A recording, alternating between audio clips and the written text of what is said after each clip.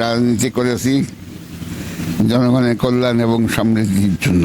যে কারণে বলে রাখি, আমডাঙ্গা যে খালটি আমরা এখন দেখি, যেটি দিয়ে অনেক পানি নিষ্কাশন হয়, সেই আমডাঙ্গা খালটি কিন্তু এম আমিনউদ্দিন স্যার খনন করেছিলেন নিজস্ব অর্থায়নে, এবং সেই খাল দিয়ে এখন অনেক পানি অপসারণ হয়। ভবদাবাসী জলবদ্ধতা থেকে মুক্তি লাভ করেছে। বাঘারপাড়ায় অনেক উন্নয়নমূলক কাজ করেছে, অভয়নগরে অনেক উন্নয়নমূলক কাজ করেছেন। এমনকি আমরা কিছুক্ষণ আগে কথা বলছিলাম, তিনি আমাদেরকে জানিয়েছেন এই ভবদহের জলবদ্ধতা নিরসন করতে গিয়ে তিনি আক্রমণের শিকার হয়েছিলেন। এমন কিছু লোক ছিল যারা জলবদ্ধতাকে পুঁজি করে সুবিধা ভোগ করছিল। তাদের বিরুদ্ধে যখন স্যার অবস্থান নিয়েছিলেন, স্যারের উপর একদল ব্যক্তি আক্রমণ করেছিল, ঠিক তো স্যার? হ্যাঁ ঠিক। ওই সময় আপনাকে বাঁচিয়েছিল কে? বললাম তো, আমার এলাকায় আমি যখন ওই চেয়ারম্যান ছিলাম, জি, সেই এলাকায় ডহরমুশেটি গ্রামের একটা লোক,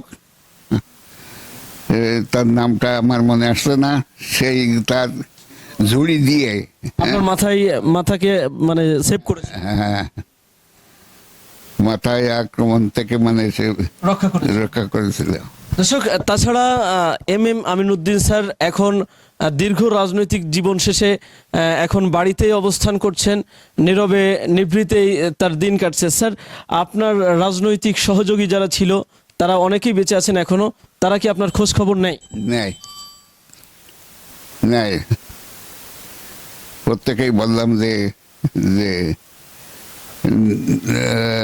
খোঁজ খবর নেয়। নুরুজ্জামান সর্দার তার ভিতরে অন্যতম, আর আরো লোক আছে। জি, আপনি এই যে ধূপাদির এই বাড়িতে অবস্থান করছেন, আপনার জীবনের অনেক অভয়নগরবাসীর জন্য অনেক কিছু করেছেন, তারা অনেকে আপনার কথা এখনো বলে। এই জিনিসটা আপনার কেমন লাগে আপনি যখন বাইরে থেকে শোনেন যে কেউ আপনার প্রশংসা করেছে?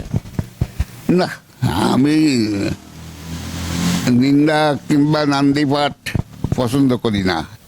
তা তবুও যারা করে, হ্যাঁ, আমি তাদেরকে বলি যে আমার রাজনীতি কিন্তু কিছু পাওয়ার জন্য আমি রাজনীতি করিনি। আমি রাজনীতি করেছি জনগণের কল্যাণ এবং সমৃদ্ধির জন্য। সেই জনগণের কল্যাণ এবং সমৃদ্ধি আমাদের কবে আসবে আমি ঠিক জানি না, তবে আপনি তো স্বপ্ন দেখেন যে বাংলাদেশে সমৃদ্ধি আসুক, রাজনীতিতে ব্যাপক পরিবর্তন আসুক। হ্যাঁ, অবশ্যই। আচ্ছা স্যার, আমরা দর্শক আরো একটু জানিয়ে রাখি, স্যারের 3 ছেলে 3 মেয়ে, তার মধ্যে সবাই সেটেলড, এবং একজন আমেরিকায় থাকেন এবং অন্যজন লন্ডনে থাকেন, ঠিক তো স্যার? হ্যাঁ তাই। আচ্ছা, তারা কি আপনার খোঁজ খবর নিচ্ছে? হ্যাঁ, লন্ডনে যে থাকে তার নাম আছে যে আরিফুর রহমান রাসেল। হ্যাঁ, আর যে আমেরিকায় থাকে যে মেয়ে, সে আছে শেরিন আফরোজ রিতা। হ্যাঁ, খোঁজ খবর নেয়।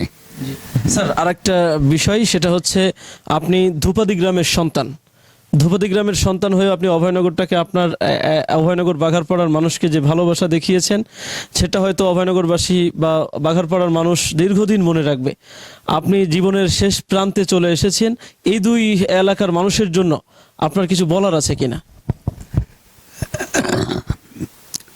অবশ্যই বলার আছে। আমি বলতে চাই যে তারা বর্তমানে যারা রাজনীতির সঙ্গে সম্পৃক্ত আছে,